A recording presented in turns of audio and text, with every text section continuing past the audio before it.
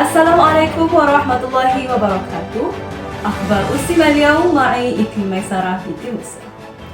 سنشاهد معا احتفال سنكران الحيوي الذي يحتفل به 500 من المجتمعات السيامية في جميع أنحاء كلانتان بالقرب والجمرة جمتة شنرام في كامبون دالام تومباي. يعد سنكران احتفالا شعبيا بسنة الجديدة للسيام في كلانتان، ويعرف احتفال أيضا باسم احتفال سنكران. يتم هذا الاحتفال استنادا إلى تقويم القمر السيامي في الشهر الخامس، كما أنه يقع في يوم الخامس عشر.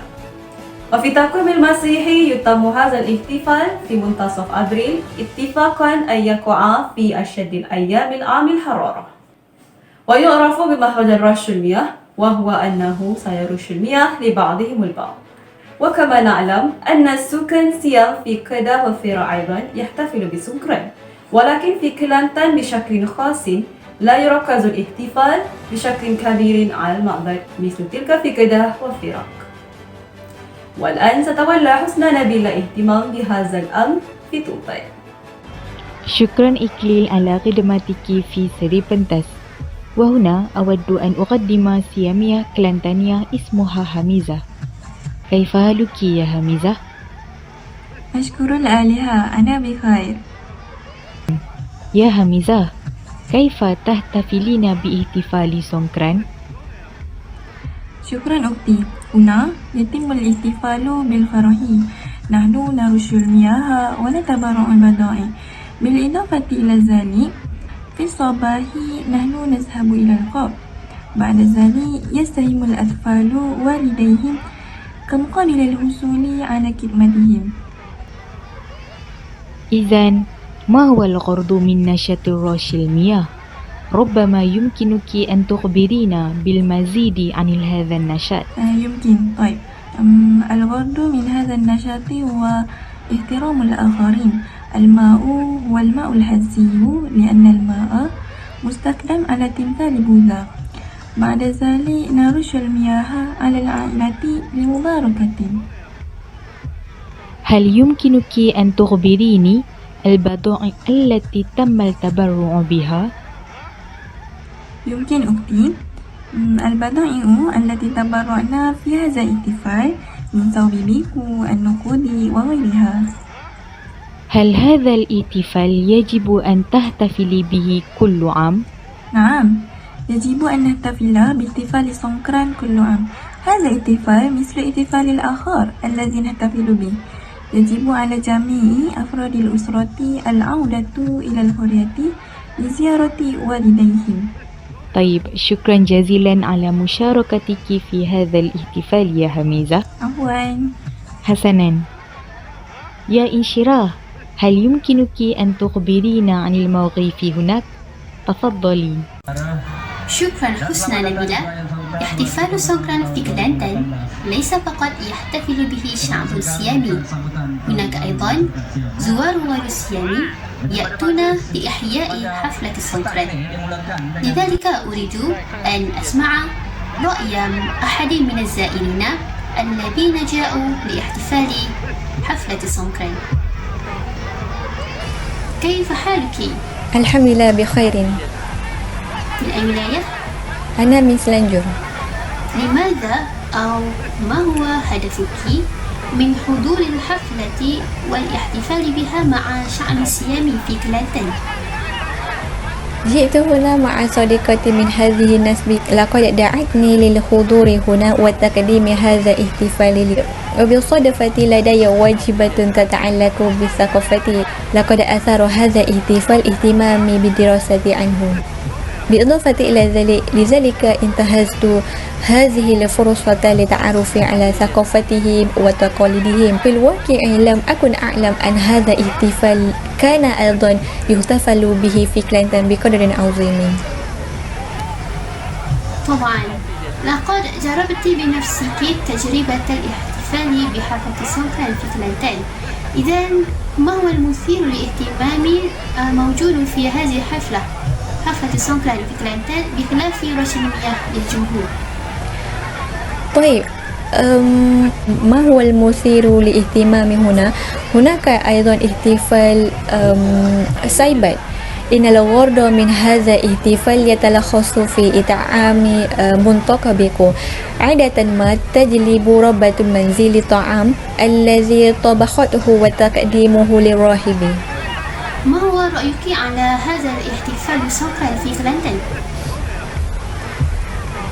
طيب في رأيي أن ماليزيا لها العديد من الأعراق وتنوع الثقافي والعادات ويعتبر احتفال سونكران أيضا رمزا من رموز الوحدة والازدهار والأمن كما شاهدنا حضر الملايو والصين والهند احتفال أيضا. بالإضافة إلى ذلك يمكننا أن نرى أن الروح والقيم العالمية في احتفال سونكران هي القيم الأساسية لتشكيل مجتمع ماليزي مهذب.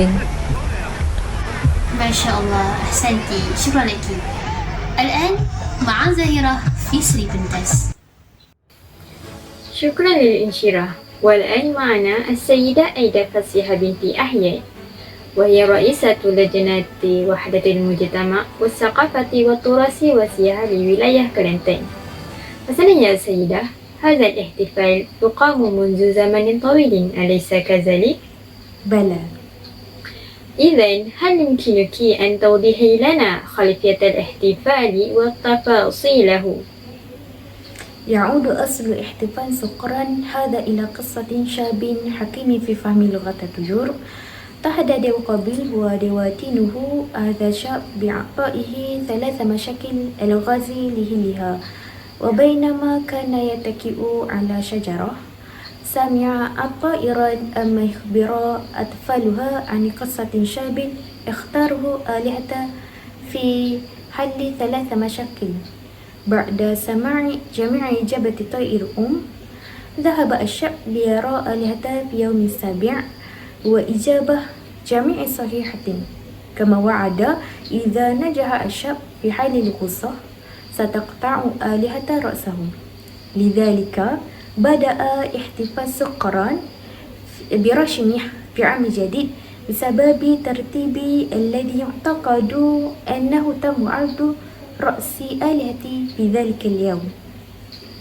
حسنا يا سيدة، شكرا جزيلا على الشرح المفصل. والآن ننتقل إلى ضيفنا الثاني، دكتور نعاشق بنت شمس الدين، وهي المحاضرة في جامعة العلوم الإسلامية الماليزية، وهي أيضا متخصصة في المجال العرقي والثقافات. حسنا دكتور، قبل قليل لقد أحضرنا مراسلنا إلى الاحتفال سكران في كلانتن، وأحد المشاركين في ذلك الاحتفال هي الطالبة التي كانت بحثت عن الثقافة والاحتفال في كلانتن. والسؤال هنا هو أن هذا الاحتفال يرتبط أكثر بالثقافة أو بالدين يا دكتور؟ تفضلي. حسنا، سونكران هو احتفال ديني وهو يحتفل بالعام الجديد وفقا للأصل البوذي. فيه أن مهرجان الماء هو أحد من النشاط الذي في احتفال سونكران، ومهرجان الماء هو مهرجان الثقافي للمعتقدات الأسطورية للآلهة والفلسفة البوذية، وكذلك تخص القائمة على البوذية، إنما تركيبة تخلق حفلة دينية جديدة وينظر إلى احتفال سونكران مرتبط بالمعتقدات البوذية على أنه احتفال ديني وليس احتفال ثقافي. إذن يا دكتور، ما هو الحكم عند الشرع لهذه الطالبة أو أي مسلم آخر يحتفل باحتفال سونكران؟ احتفال سونكران خاص بالفعل للبوذيين، وكما نعلم المسلمون ممنوعون من الاحتفال والمشاركة في الاحتفالات الأديان الأخرى. إن الله يمنع المسلمين من الانخراط في عبادة وتخص الديانة الأخرى. وكما رأينا فإن احتفال سونكران يحتوي على عناصر من العادات الدينية تتعارض مع الإسلام، لذا ينصح المسلمون بعدم المشاركة في هذا الاحتفال. ولكن إذا كنا نشارك في هذا الاحتفال لتعلم العادة والثقافة فلا بأس به. شكرا يا دكتور. الآن نرجع إلى إكليل. شكرا زاهرة. هذا كل تقرير إخبار أسيم اليوم، وفي هذه المناسبة هيا نتعرف ونتفهم معا احتفال متاح في ماليزيا من أجل تعزيز الوئام والوحدة بين في ماليزيا.